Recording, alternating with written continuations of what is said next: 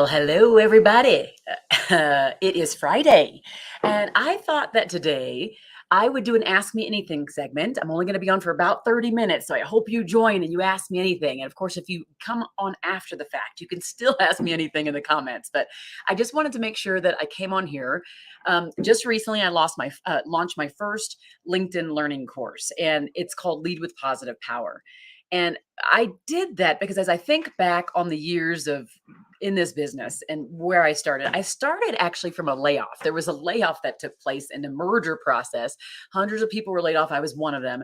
But it was like in the middle of that merger, no one was listening to people. No one was really uplifting people. Their trust and their fear and the anxiety and all those things were just going downhill. And I felt my own self being dragged down by that. And I decided to do something about it. I started to create this employee engagement council and really talk to people, bring people around the table to figure out what we could do to really uplift the culture, uplift the people. And so that is what I did. And through that process and after the layoff, I really discovered that my gift was to have people open up and tell me their truth.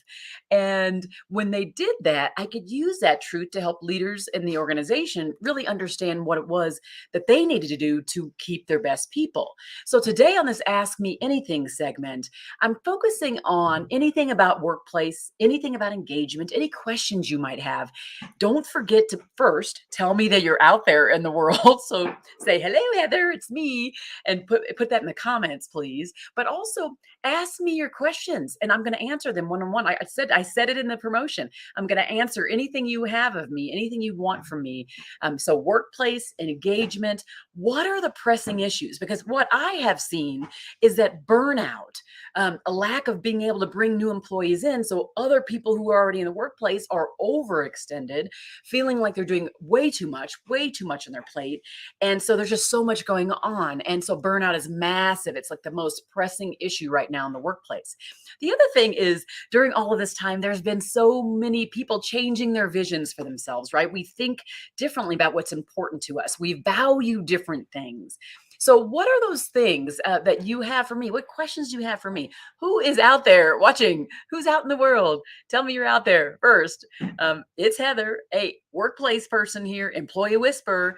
Tell me what it is that you need. What questions do you have?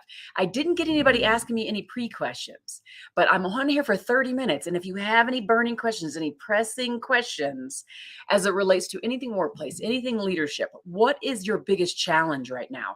What is it that's really making you feel a bit overwhelmed, perhaps something that you are struggling with at work and you really need help in it? Hey, Sonia. Does engagement need to be customized to interests and needs of the individual? That's a great question. Here's what I always say about employee experience. A lot of times what happens is if we've done the hard work up front. So the hard work up front really is the listening. How have we aggregated listening? So through surveys, listening sessions, culture teams, roundtables, and from that, have we gathered maybe 5 to 10 things or themes from those people who are listening or that we're listening to? And what happens is from that, we say, oh, it looks like from all of these things that we've seen here, that these 5 to 10 things are the things that people want from us in order to make sure the experience is great for the whole. So here's what I would say. Organizationally, you can find themes to lean into. Maybe themes for the 5 things you're going to look to improve that will improve the experience for the lot, for everybody. Then at the manager level, the answer would be, I think, yes. If we spend that time with our people, then we get to know them more. We know what it is that lights them afire. We know what it is that uplifts them, right, in their shoes. So if 5 people report to us, 10 people report to us, and we meet with them weekly or every week, every other week, now we know what that is. So we can meet them individually and kind of design an experience in our team that way. So there's kind of the macro view at the organizational level, and then there's that micro look that us as managers or as leaders or supervisors, right, of teams, then we also have to then say, what are the things that each individual person at their level, what lights them a fire? What's the thing that excites them the most? So that's a great question. What other questions are out there for me? Because I think and let me know if you have any other sub questions, Sonia, because I know these things can get really difficult. But the thing that we focus on at Employee FedEx is my firm is listening, helping organizations understand how to create that culture of listening to the people who drive the business forward. And if you listen in a way that's effective, then the people on the other end actually feel heard, valued, and understood. And if they feel that way, it's a magnetic. It makes them want to stay. So ask me anything. Ask me anything. Put it out there. What is the thing? What are the things that are really pressing?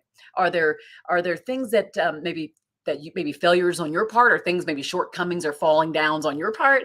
Are there things that are happening in your environment? Are there things that are just like in the macro world that you're struggling with, and you'd love to know, see what I think about that? I spend a lot of time knee deep in either listening sessions, working with leaders, coaching leaders. I have all of this is what I live, right? It's my life. I love what I do. And I want to pour this into whoever's out there now. I want to give you all I can, given the experience I have. Hi, Andrea. Okay. What tips do you have for an individual contributor working underneath managers with weak leadership skills that impact the team's ability to produce and its morale? Tips. I would say in many cases, it's okay to coach up. It's okay to lead up, right? Because I've had to do this before particularly if you have a good relationship with your manager, if you have a fairly good relationship and you can sense that, that they need a little help, sometimes you can just say, like, I'm just going to give you an example. If you're the manager, I'm going to say, Andrew, I just would love to have some time just to chat with you, and just have our one-on-one or whatever. And as I'm sitting with them and they're kind of going back and forth with me, I could say, one thing I noticed, like the team seems to be like their energy seems really, really low. I don't know. What do you think we could do to bring the energy up? Here are some ideas I have. What do you think about that? So when you're doing that kind of thing, you're planting seeds for them. You're opening up their eyes. You're helping them do what I call recognizing the unsaid. So they're not seeing it, you're seeing it, but then you provide your insight in a very light way. And then now you've planted a seed, and it gives them an opportunity to say, oh, how might I be better at this thing called leadership? So I think that's a way to do it, is to plant the seed if you meet with them, to do it in a soft way. I've had to do this often, because often what happens is, as we get higher and higher up the ranks, many of those people don't have a ton of soft skills. I always laugh when I write these books and they're like, oh yeah, that's for my supervisors and my low level managers. I'm thinking to myself, are you kidding me? I wrote this book for you. You have the power, right? So because you have the power, you're the one who has to go make all the changes so that it then flows down to everybody else. So I would just say, just do it gently, present it in a way where you're just basically proposing some ideas, but you are letting them know this is what's happening inside our team culture. Maybe if you didn't know it, but I'm just letting you know I'm partnering with you in that regard. And I think that would go over a lot better, Andrea. Thank you, Rachel. What questions do you have? Soft skills. Yes, it is, isn't it? It drives me so bonkers, because the soft stuff is the hard stuff. I think like spreadsheets, like all these things, it's hard for me. I don't love it. But in the end, it's not about human interaction. It's the human interaction. It's the feelings.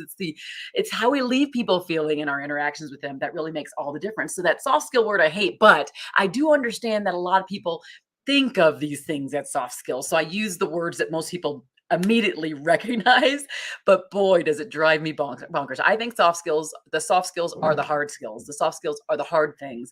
However, they do have the most impact at work, right? They just do. And so when we talk about, for example, positive power, this new thing this new course I just came out with, positive power is about not leaning on that acquired authority that we have as leaders of people, as managers of teams, as supervisors of frontline folks. It is instead saying, I know I have that, and I'm choosing to instead unleash a more positive, uplifting force inside my workplace. I'm choosing to meet people where they're at and uplift and appreciate them, right? And ways that we can do that. So that's really what I want us all to be focusing on. And here's the thing. I say leadership is everywhere, but it doesn't require a title. I want everything that we say today to apply to every single person who watches this, for every single person who listens and joins in these comments, because I think it's so important for each of us to own this like positive power, this caring way of being, this desire to lean into other people's needs. If we can be those people, imagine what kind of workplaces we could create together, right? We don't have to look for the leader to do it or the person with the title to do it, or right? We don't need to look for that. We can be that powerful force. Okay, Rachel, how do you encourage leaders to help folks realize their strengths and become aware of things they're not great at so they can release ownership of projects or release responsibilities over time and change into roles that are better fits for them? I think, I think the thing, I believe heavily in one on ones. I believe in giving people one on one time because, in the end, if we don't give people that one on one time, we can never get to know them. Think about your personal relationships, your relationships at home and in your community and with your family. If you don't spend time with them, how do you know what it is they need from you? So you can't possibly know what their strengths are if you don't take that time and to spend with them to dig deeper, not just to ask about projects and processes, although those are important too, because what you do is you watch very closely and you see their body language and you watch out for their excitement levels depending on the projects that they're on. And if you can see them go and they're like, they spruce up, right? They're lighting a fire, as Rachel said earlier. You light a fire under them by giving them that project. Then it's like, okay, I see the thing that gets them excited. And when they do that thing, I notice they shine, like they do very well for our team.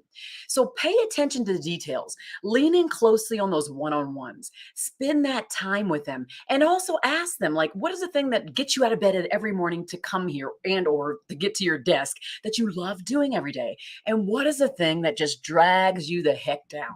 That's what I would do. And that is so true. We are leaders in and of ourselves, and we have to care for ourselves. We have to take care of us. That's a very important thing, a starting point for anything and anybody who seeks to lead with positive power or more caring leadership. We have to make sure that we care for us, care for our own hearts, our own souls, because if we don't, we cannot give from an empty cup. We can't give what it is we do not have. So very, very important. What other questions? What are future leaders needing that past leaders didn't need or value? Oh, I believe everything starts and stops with listening, Rachel. I just do. And if you aren't willing to pause long enough to notice what people aren't telling you, aren't willing to pause long enough to see their current state of mind, their mental state, you're going to miss so much. And it's even more so as we are on the screens now.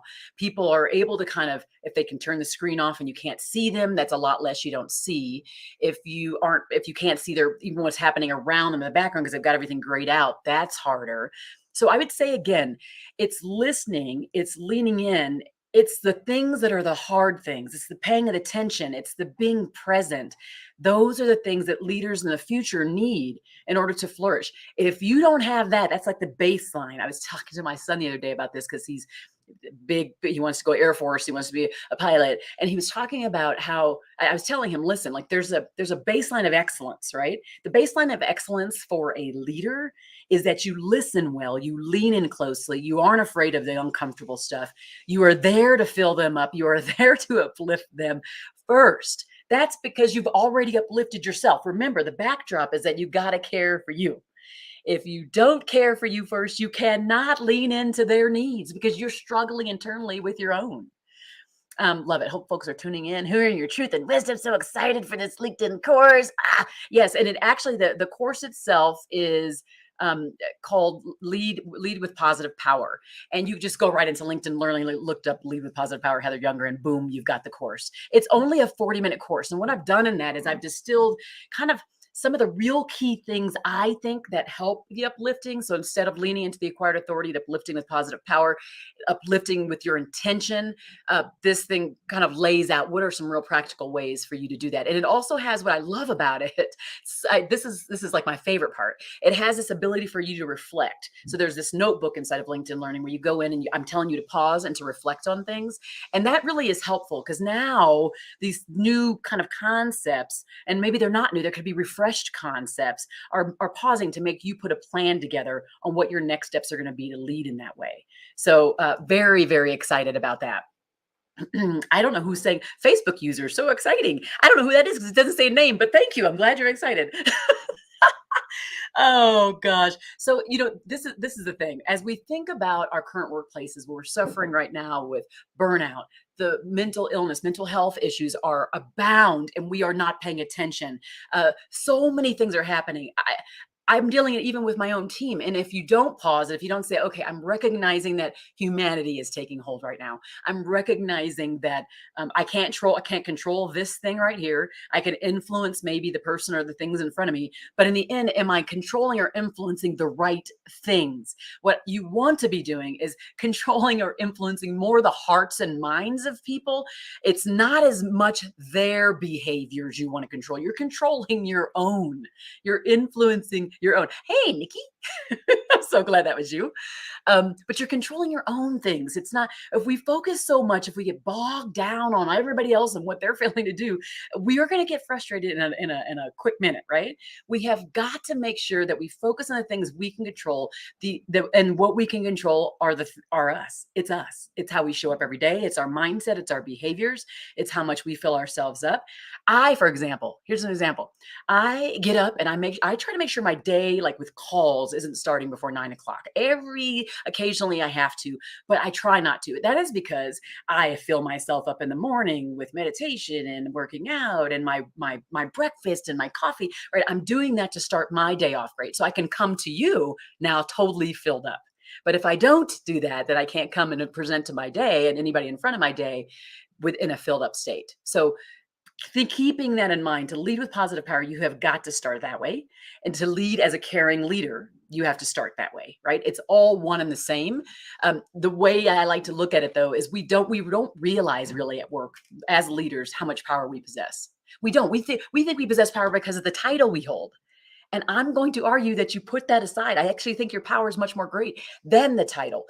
There is, though, this power dynamic, and it's a negative power dynamic. There's the employer, the employee, there's the leader or the team member, there's the manager, and it will always exist. And it is up to you to minimize the negative power that is putting into the workplace and on your team. That's making them feel like they don't want to tell you their truth. That's making them tell you they don't want to, they're afraid to really open up and share with you. Maybe they're struggling with some mental health issues, that they're burnt out. And it's because you are leaning too much on that title you have. And I want you to replace that with the thing that is within you. It's the things inside of you, the power that you get to bring to other people. Okay, so what other questions? Because I'm just like up here, just like preaching. I'm just preaching. What other questions do you have? Who else is out there? I know that that people will come after the fact. These lives sometimes have a lot of people, depends on the time of the day. Sometimes they don't.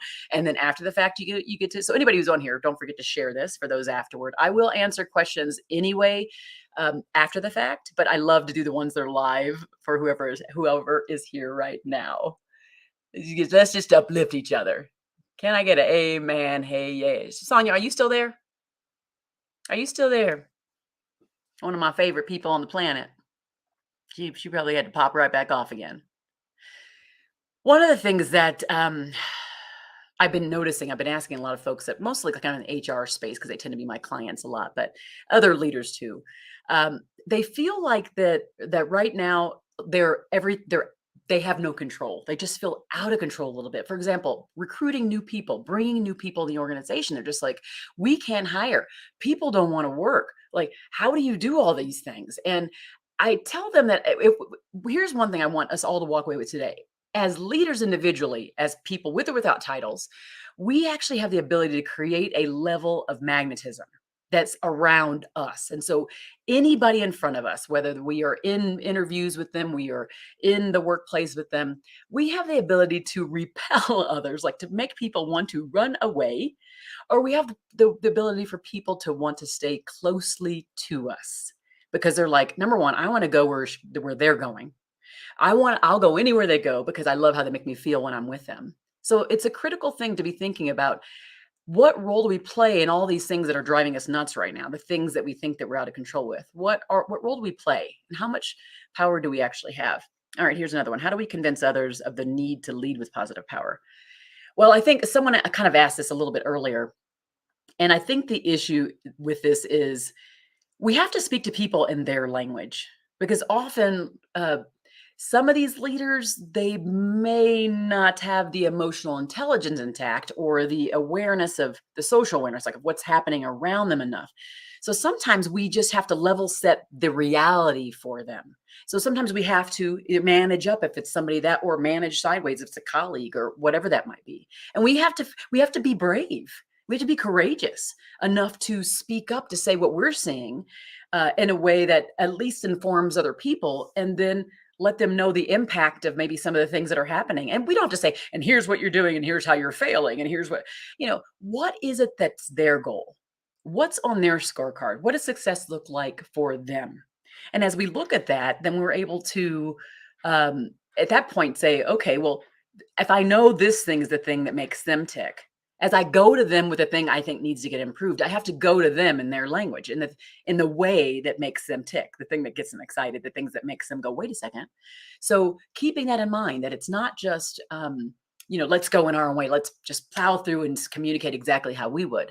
We need to make sure that they are getting our communication. I'm disc certified, and that's just like a communication behavioral style assessment. And doing those trainings over the years, it's so many aha moments, people realizing, oh my gosh, that is the reason why it's like against other people at work or even at home, because when I'm not listening, I'm not listening to their style, so that means I'm not then coming to them in their style, and I'm not thinking of their preferences for communication, so that when I go to them again, they're just not hearing me. So I would say that's a big one. We convince others by going to them and their style, their preference, their language, and we figure out what it is that makes them tick, the thing that gets them excited, or the thing that they're tracking for success. So as we go and say, okay, here's how you should lead. This might be different. Like you wouldn't say it exactly that way, right? But when you go to them in that way, now you can say, okay, which angle do I need to go at this in order to make them see what the real truth is? Because if we tell it to them in our truth and it's not matched with their truth,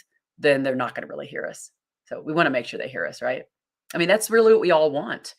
We want to be heard, and we want people to understand us. We want people to value our opinions, and we want to be a part of something bigger than ourselves. So this leading with positive power really boils down to that. When at the end of the day, do the people that are in your presence, either on your team, whether you manage it or not, do they feel a certain way around you? Do they feel like there's something really great going on and that you are right in the front of that and they want to be right there with you? Or are they feeling like a cog? Are they feeling like just like a widget, a means to an end for you, instead of like together in a unified way? There's so much our team and our organization can do. So we have to be asking ourselves that all the time.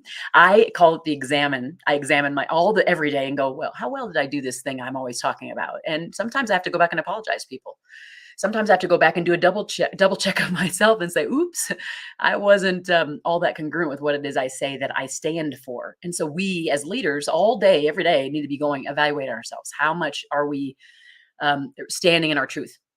How much do we walk there? How much do we talk there and live it? And then when we aren't, how much do we call ourselves our own selves in the carpet? Because I think when we're willing to do that, I feel like easier to do that with others in a way that also expresses care. Because again, as I was saying earlier too, I think it was Andrea. Yeah, we were talking about the individual contributor upward. If we are able to kind of do that self-examine for ourselves, call ourselves in the carpet, say, yep, you didn't do that well. When we go to the other person, I feel like we're able to bring in more real examples of how we did something that's similar to what's happening right there. Again, without placing blame, but letting them know that there's work to be done inside the workplace, and we can give them some ideas, and we can be willing to brainstorm with them as an individual contributor about what it is like the entire workplace needs from them. That might sound kind of uncomfortable, but we have to be courageous. We have to be willing to be uncomfortable in this regard to make sure that the workplace is what we want it to be. Okay, what other questions are out there? Any other questions? Any other questions? Because I'll just be up there. I'll just preach. I'm just going to be preaching. It is Friday, and I'm sure there's people that were off today, and I just hope that you really understand, kind of like one of my wrap-up messages here. I hope that you really understand the power that's inside of you, the ability for you to choose to be who you want to be, that you don't have to blame anybody else for how you show up, which is scary and exciting at the same time because it means now you can't blame anybody. So you can't make any excuses. But at the same time, it's kind of exciting, right? I get to choose how I show up as someone who, people look to as a leader one way, shape, or form. I get to choose that. And no one can really change it. There could be somebody who can try to make me have a bad day, who can try to make me show up one way or another. But if I do it, it was a choice of mine because we can decide to let that bounce right off of us and say, okay, no, yep, this thing happened at home, and my husband was a jerk, and my kids drove me nuts, and this happened, and I came into work and I was grumpy, and all day I was grumpy, and I treated people around me like crap, and that was my choice. So that's what positive power is. Leading positive power really is. Hopefully, you will see your way to enrolling that little short course there. Definitely write reviews. Tell me what you think. It doesn't have to be perfect. I believe in constant improvement. So just let me know what you feel in that regard. And the next course, we will get it better next time, right? I just wanted to be on here for about 30 minutes. So if you don't have any other questions, I'm going to get off. Definitely make sure that you share this far and wide. Um, just know caring leadership, positive power, all of it is for everyone out there. Don't exclude yourself from this greatness. All right. Bye, everybody.